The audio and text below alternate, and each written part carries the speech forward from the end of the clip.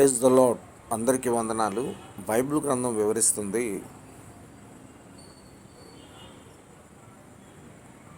అంతం సమీపముగా ఉందని. దేవుడు కూడా ద్వారం నద్దే ఉన్నాడని మత్తయి సువార్త 24వ అధ్యాయం పూర్తిగా చదవండి. 24వ అధ్యాయం 33లో ద్వారం దగ్గరే ఉన్నాడు ఆయన. 3 యుగాలు తండ్రి, కుమార, పరిశుద్ధాత్మ దేవుడు. బైబిల్ గ్రంథంలో ఆదికాండం నుంచి ప్రకటన గ్రంథం వరకు మనం చదివితే యావత్ భూప్రపంచం మీద ఉన్న ఈ జగత్ పునాది వేసేవాడు ఎవరు, సర్వకోటి సృష్టికర్త ఎవరు, ఈ సృష్టికి మూలాధికారి ఎవరు అన్నది ప్రతి ఒక్కరికి తెలుస్తుంది. ఆయనే పరిశుద్ధుడు, పాపము లేని దేవుడిగా ఉన్నాడు. యేసు ప్రభు స్వయంగా తన నోటితోనే యోహాను సువార్త 58వ అధ్యాయం 58వ వచనంలో నేను అబ్రహాము కన్నా ముందున్నవాడిని అని చెప్పాడు. అయితే నేను చెప్పింది ఏంటంటే, ఆది యందు ఉన్న దేవుడే ఆదాము నుంచి అబ్రహాం వరకు 2000 సంవత్సరాలైంది. అబ్రహాము నుంచి యేసుక్రీస్తు వరకు 2000 సంవత్సరాలైంది. యేసుక్రీస్తు నుండి ఇప్పుడు వరకు 2024 సంవత్సరాలు అయింది. అంటే 2000 సంవత్సరాలు 6000 సంవత్సరాలు పూర్తయిపోయింది. ఇంకా 24 సంవత్సరాలు ఎక్స్ట్రా అయింది. ఇది కేవలము దేవుని కృపతో మాత్రమే 24 సంవత్సరాలు మాత్రము దాటి ఉన్నది. దేవుడు ఎప్పుడు వస్తాడో ఎవరికి తెలవదు. కానీ ఆయన కొన్ని సూచక క్రియలు, సూచనలు రాసి పెట్టారు బైబిల్ గ్రంథంలో. అవన్నీ కూడా ఇప్పుడు జరుగుతున్నాయి. యుద్ధాల కోసం కానీ, జనాలు తిరుగుబాట్ల కోసం కానీ. మత్తయి సువార్త 24వ అధ్యాయం స్పష్టంగా ఉంది. దయచేసి మత్తయి సువార్త 24వ అధ్యాయంలో ఏమైతే జరుగుతున్నాయి అన్నీ కూడా జరిగిపోతున్నాయి. అంటే దేవుడు సమీపముగా ఉన్నాడు, త్వరగా వస్తున్నాడు. మరి ప్రకటన గ్రంథములో 22వ అధ్యాయం 7వ వచనం 12వ వచనం చదువుకుంటే ఆయన త్వరగా వస్తున్నాడు. నీకు నాకు జీతం ఆయన పట్టుకొని వస్తున్నాడు. పరలోక జీతం పొందుకుంటావు, నిత్యాగ్ని అనే జీతం పొందుకుంటావు అని ఇష్టం. సహోదరి సహోదరుడా, యేసు ప్రభు వారు బైబిల్ గ్రంథంలో, పరిశుద్ధ గ్రంథంలో ఏమైతే చెప్పారో ఆయన ఎప్పుడూ అబద్ధమాడేవాడు కాదు, ఎప్పుడూ సత్యము చెప్పేవాడు.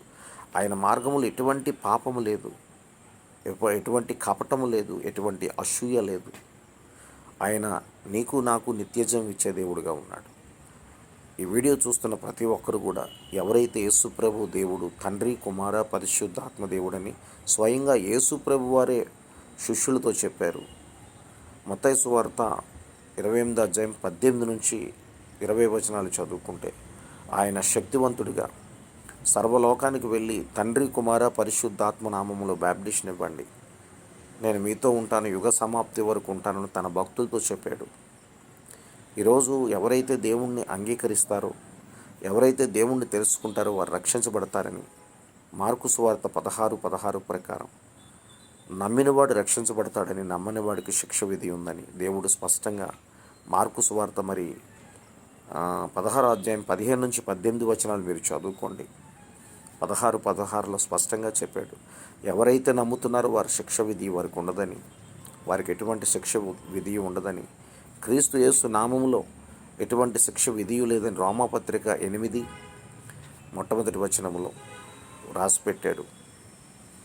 మరి ప్రతి ఒక్కరు కూడా శిక్ష లేని వారికి రెండో మరణం కూడా లేదని ప్రకటన గ్రంథం 2:11లో రాసిపెట్టాడు. ఎవరైతే నమ్మరో వారికి శిక్ష విధి ఉందని స్పష్టంగా క్లియర్గా దేవుడు చెప్పాడు. ఆ శిక్ష సాతానుతో పాటు, అపవాదితో పాటు మీరు కూడా శపించబడి శిక్షకి అర్హులవుతారని మత్తయి సువార్త 25వ అధ్యాయం 31వ వచనం స్పష్టంగా చెప్తుంది. 41వ వచనం స్పష్టంగా చెప్తుంది. మత్తయి సువార్త 25వ అధ్యాయం 41వ వచనంలో శపించబడిన వారులారని ప్రజల కోసం మాట్లాడుతున్నారు. ఎందుకు శపించబడ్డారంటే, దేవుడు సృష్టించబడిన మనము దేవుణ్ణి నమ్మకంట ఎవరెవరినో నమ్ముకుంటూ ముందుకు వెళ్ళిపోతూ మన జీవితాల్ని పతనం చేసుకుంటున్నారు చాలామంది. వారితో చెప్తున్నాడు, నా మాటలు మీరు వినలేదు, నా యొక్క బిడ్డల్ని సేవకులుగా చేసి మీ వీధుల్లోకి, మీ ప్రాంతాల్లోకి, మీ దేశంలోకి నేను పంపించాను.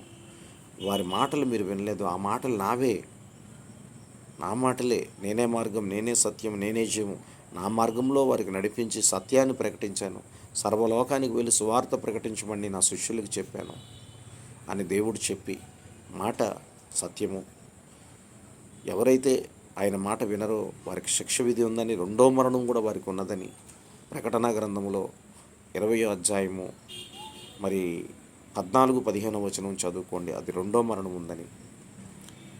అన్యాయస్తులు పరలోక రాజ్యంకి వెళ్ళరని 1 కొరింథీయులు 6వ అధ్యాయం 9-10 ప్రకారం, ప్రకటన గ్రంథం 21వ అధ్యాయంలో 8వ వచనంలో క్లియర్గా ఉంది. అన్యాయస్తులు వారికి రెండో మరణం తప్పదని దేవుడు మాట్లాడాడు. ఈరోజు సహోదరి సహోదరుడా, నీవు రెండో మరణం తప్పించబడాలి అనుకుంటే, ఇదిగో ఆయన సమీపంగా ఉన్నాడు, ఇప్పటికి మించిపోయింది లేదు.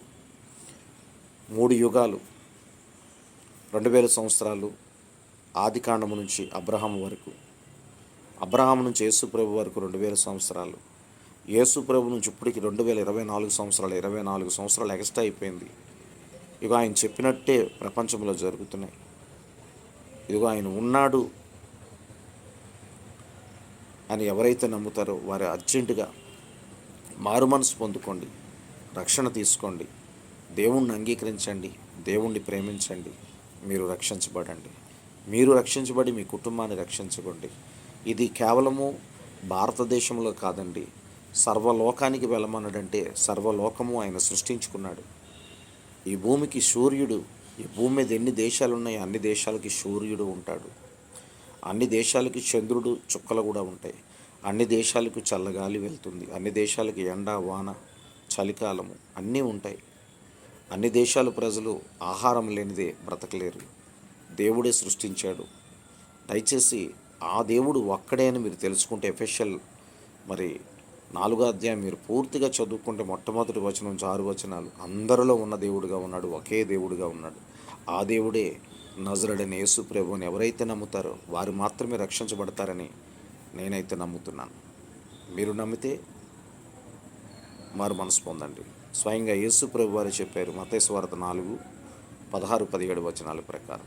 God bless you all. మారు మనసు పొందుకోండి, క్రీస్తు మనసు పొందుకోండి. ఫిలిప్స్ 2:5 ప్రకారం.